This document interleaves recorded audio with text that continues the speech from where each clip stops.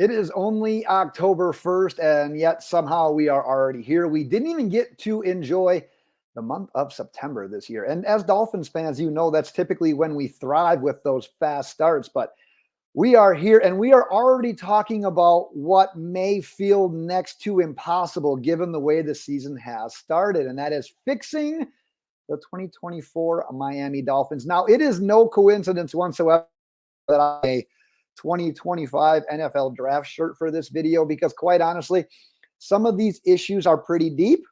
In my opinion, they're going to take probably at least an offseason to overcome. So we're going to get to some of those. We'll dive into some of the things that maybe the team can attempt to do yet this year. But before we jump in, man, I am curious to hear from you. Do you have any solutions? Do you have any thoughts on how we can fix this 1-3 football team? Dolphins fans, please drop them in the comments, because I think there are plenty of options and ideas to choose from in the process. If you haven't gotten subscribed yet, please do that as well. At least kind of brighten my day a little bit.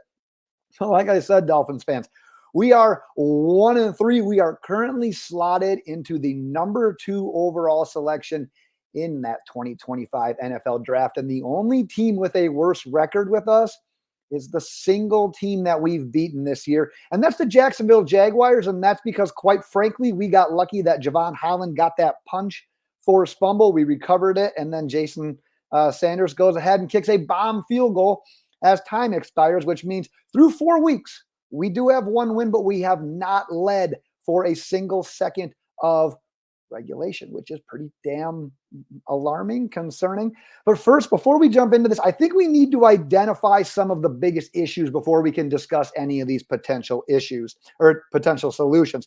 So I've identified these 3 things as the team's biggest issues as of October 1st. Quarterback performance and not having a proper backup quarterback. Number 2, inadequate offensive line play.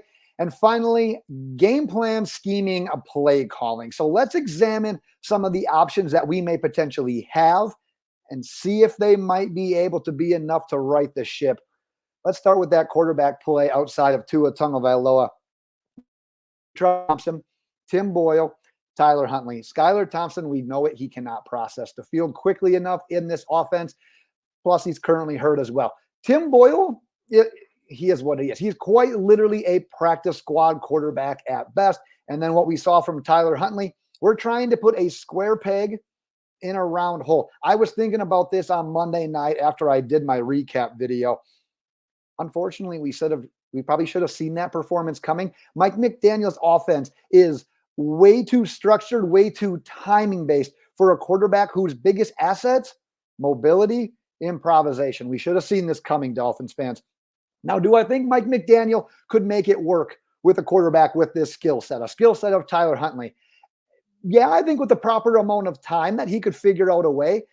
We don't have that kind of time right now. It took a good year for Tua Tagovailoa to feel comfortable, to completely thrive in the system that Mike McDaniel created for him. We don't have that timetable right now. So we've got 3 more weeks. It's 2 more games. The bye week is thrown in there to figure out this quarterback position while Tua Tagovailoa remains in concussion protocol. Given that amount of time, I don't necessarily think that we will bring anyone in at the quarterback position to be a backup, to even compete before Tua returns. If we do, who?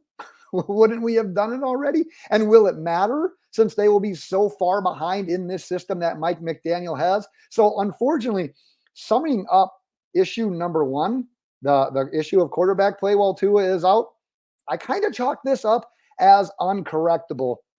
Let's move on to the offensive line, because I just saw the Pro Football Focus offensive line grades from last night. Now, I talk about this. Pro Football Focus shouldn't be the Bible, shouldn't be the only thing you're checking out.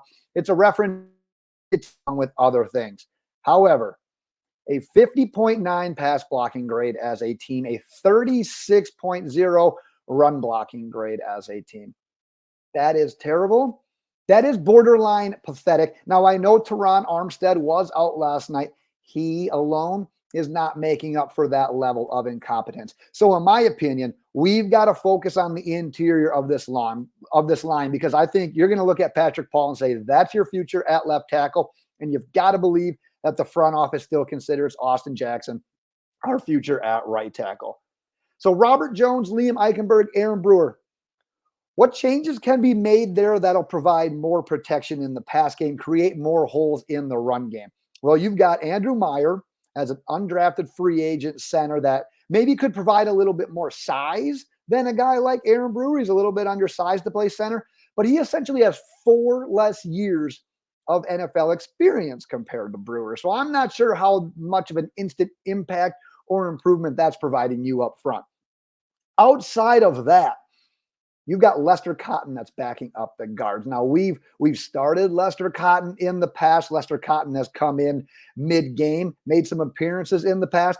We know what we're getting with Lester Cotton. He's not providing much more than what we're currently getting from Robert Jones, from Liam Eichenberg. Now, obviously, you could look at free agent options at guard as well, but Jesus, if there's a free agent out there that should be playing on this offensive line, where has he been? Why don't we have him already?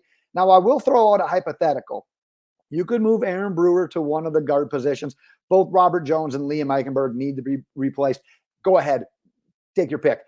And then you could move Meyer over to center. Now, maybe this is enough change to see if things could gel on the offensive line, but it's moving your to a less familiar position where he's already undersized as a center. He's going to be even more undersized as a guard, while you're putting a guy with 0 NFL regular season snaps in at center, a position where Mike McDaniel has stressed our center needs to be sharp both mentally and physically. So this is an option, but I'm not sure how realistic it is or whether or not it would pay dividends already this season where we're looking to correct things. All right, let's finish up with this coaching, play calling. This one's super tricky. Multiple reasons. Go on social media, go on Twitter right now. Look at the number of people calling for Mike McDaniel's job. Real quick reminder, we extended Mike McDaniel's contract back in August through this 2028 NFL season. Things have changed rather quickly right now for a lot of Miami Dolphins fans. But if we're looking for something that's fixable yet this year, can make a difference yet this year, this is where I think you could actually make a change and potentially see some results. Now, I like Mike McDaniel. I think he did a fantastic job of developing an offense that fits Tua Tagovailoa. Unfortunately, that's what this offense is. It's for Tua. It's not really possible for another quarterback, especially we're talking about backup quarterbacks, to come in and run it successfully and to thrive. It's timing, it's footwork, it's deception, it's decision-making, it's the accuracy, it's throwing to spots. That's Tua.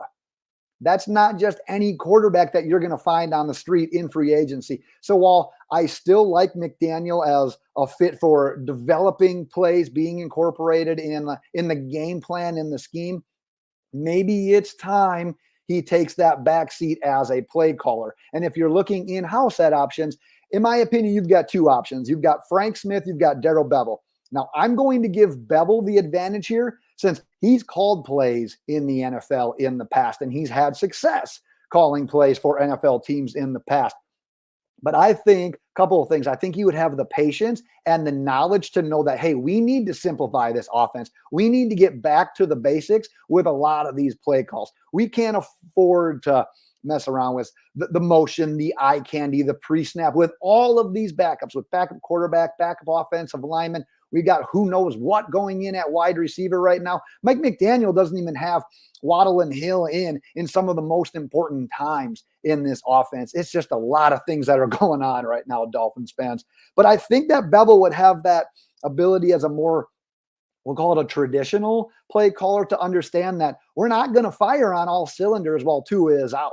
And quite honestly, even when Tua comes back, maybe a guy like Darrell Bevell would be a better fit just in general for this offense, because we were having issues with Mike McDaniel as a play caller even prior to Tua getting hurt in that week 2 game against the Bills. Now, what are those issues? Not staying committed to the run, dialing up bizarre and complicated plays on these short yardage situations. Perhaps simplifying these play calls could help sustain drives, could help lead to more yards, could help lead to more points. Because, man, it can't get much worse, right? Dead last in the NFL at 11.3 points per game. Dolphins fans, like I said, I don't know right now. It is just depressing. I am going to call this video here for today, Dolphins fans. But like I said, I want to hear from you. Do you got any potential fixes, any potential solutions that maybe could get this team back on track? By all means, I'm all ears. Please go ahead and drop them in the comments. Wrapping up real quick, it's going to be a bit of a weird week. My schedule is more busy than usual this week, so I'm not sure when or the number of episodes I'm going to be able to have that preview that Patriots game. But trust me, I'm going to try my hardest to get as many out as I possibly can.